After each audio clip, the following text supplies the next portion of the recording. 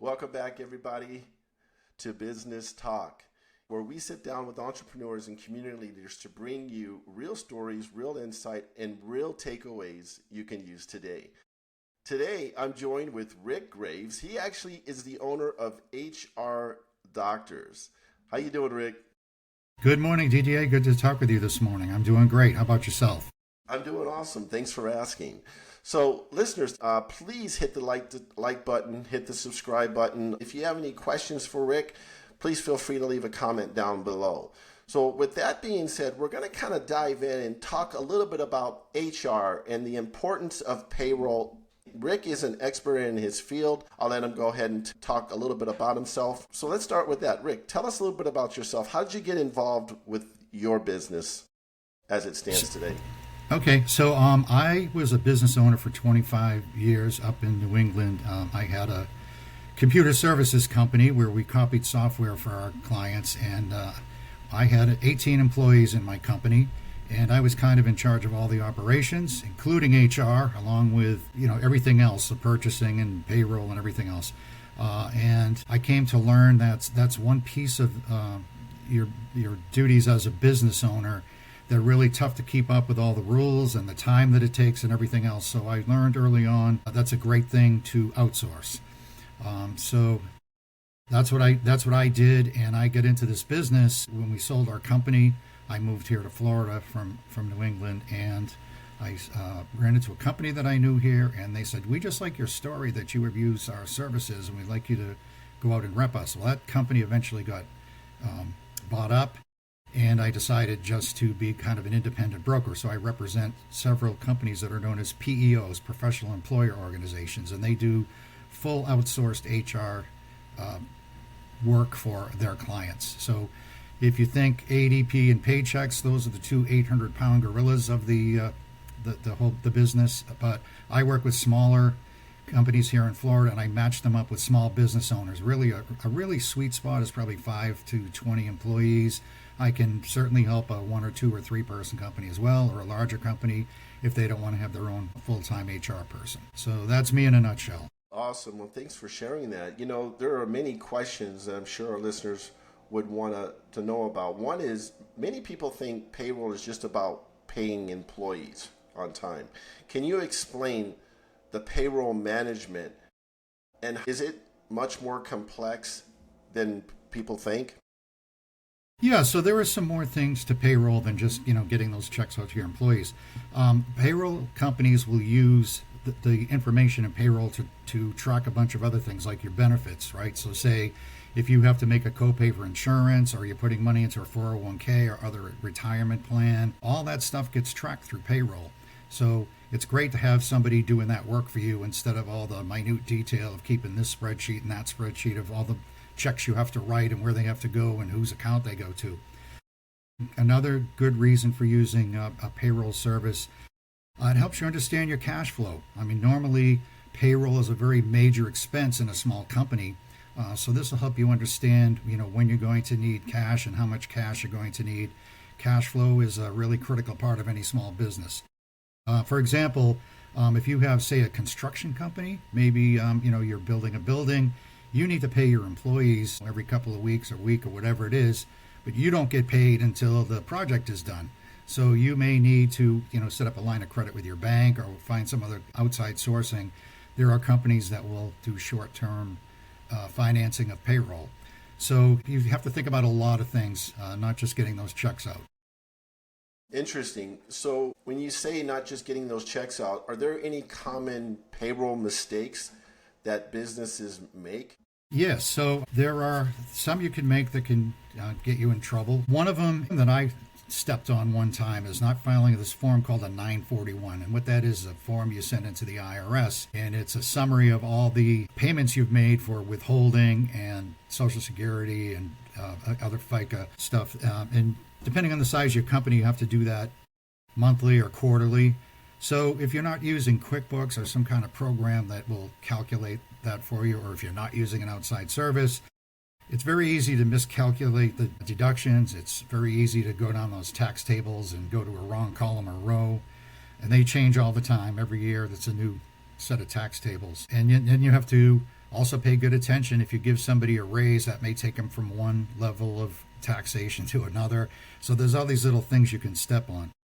But I think the biggest problem I see people run into is that they keep people on as 1099 for way too long. So when you start a business, you don't want to get into the complicated things of doing this and doing that. And a lot of people tend to just pay people as a 1099. You can probably get away with that quite a bit. I don't recommend it to people. Should you happen to get audited, the IRS will identify that 1099 person as an independent contractor. And kind of the rule of thumb is that person has their own business and EIN number. That person does whatever they do for you for other people as well. And you are not telling them, when and where to be to do that, within certain limitations, because they use those things as that's a definition of an employee, and you should be paying your proper taxes. So as an employer, you're required to pay 7.65% of the payroll. Some of that's for Social Security, some of that's for Medicare. And the employee also pays 7.65%. So that's an extra expense that people don't want to get into. However, if you skip over it and you keep people as a 1099 too long, first of all, you expose yourself to a little bit of potential problems. And also, you're cheating your employees a little bit. The value of their Social Security account is not growing. Especially for young people who will be in the workforce for a long time. They need to build that up so they have a good retirement at the end. And last but not least, you're following the law when you do that. Those are important. Yeah. So I think, the not filing things on time and, taking advantage of the 1099 thing for too long. And I always advise people to look at it carefully, keep themselves out of trouble. Rick, this is all great information, and I'm sure a lot of people are not familiar with the process. And again, when you're looking at a payroll HR consultant like yourself, how does that fit into the bigger picture of operations and human resources?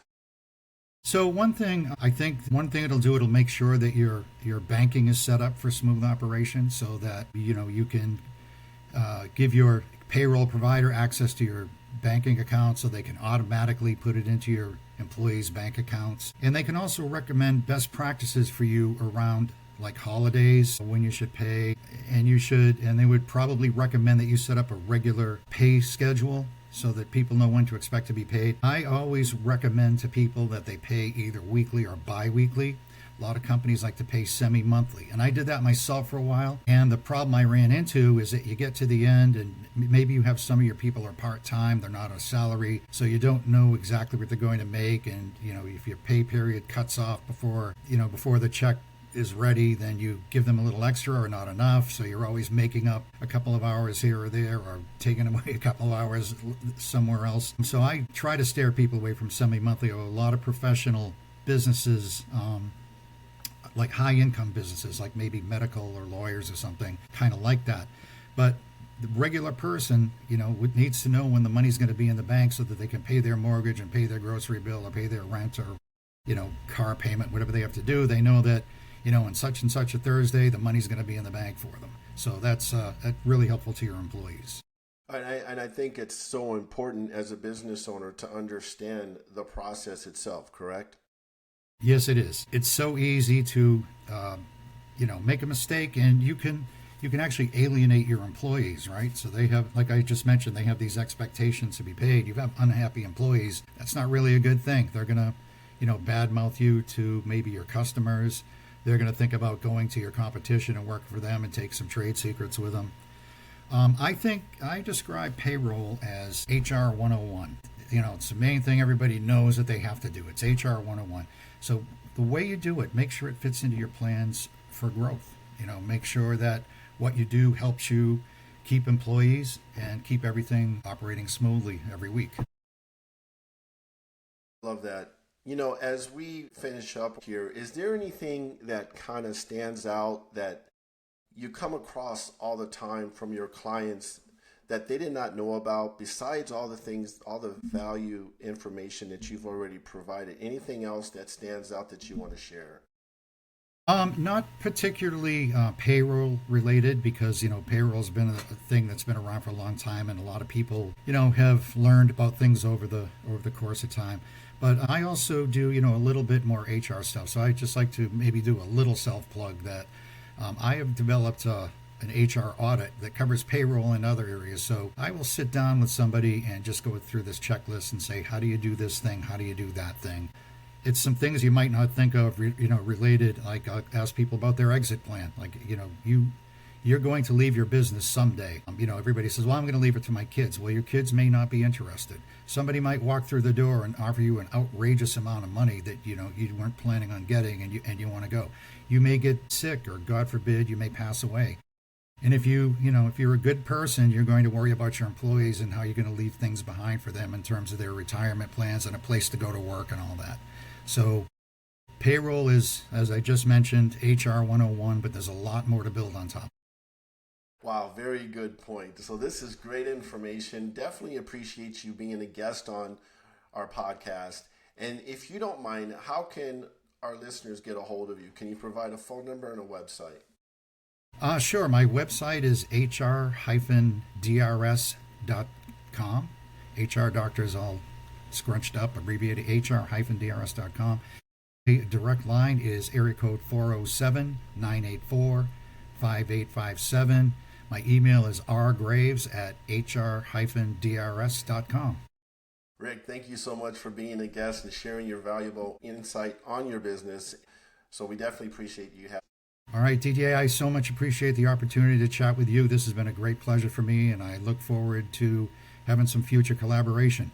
Absolutely. Thank you, sir. Take care.